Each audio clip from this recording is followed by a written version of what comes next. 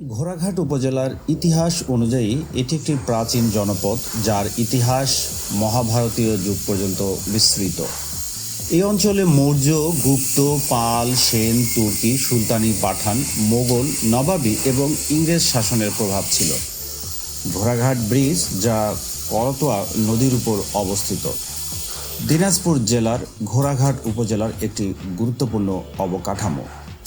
এই ব্রিজটি Bailey bridge হিসেবে পরিচিত ছিল। বর্তমানে বেইলি ব্রিজটি ভেঙে নতুনভাবে এই ব্রিজটি হওয়ায় ঘোড়াঘাট উপজেলার বাসিন্দাদের দীর্ঘদিনের স্বপ্ন পূরণ হয়েছে।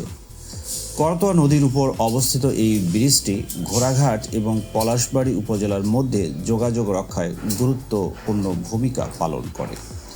এই ব্রিজটি ঘোড়াঘাটের ইতিহাস ও সাংস্কৃতিক ঐতিহ্যের অংশ হিসেবে বিবেচিত হতে পারে। এটি হতে পারে একটি মিনি বিনোদন কেন্দ্র হিসেবে। ব্রিজের উপর দাঁড়িয়ে নদীর দৃশ্য উপভোগ করতে পারবেন। পানি কম এবং স্বচ্ছ থাকায় একেবারে নিচের মাটি পর্যন্ত আপনি দেখতে পাবেন এখানে।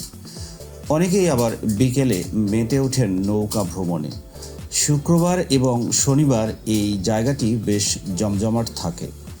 অন্য দিনগুলো উপস্থিতি কম লক্ষ্য করা যায় এখানে। এই জায়গাটি আরও কিছু সংস্কার করা গেলে এই জায়গাটিও হয়ে উঠতে পারে মিনি বিনোদন কেন্দ্র হিসেবে।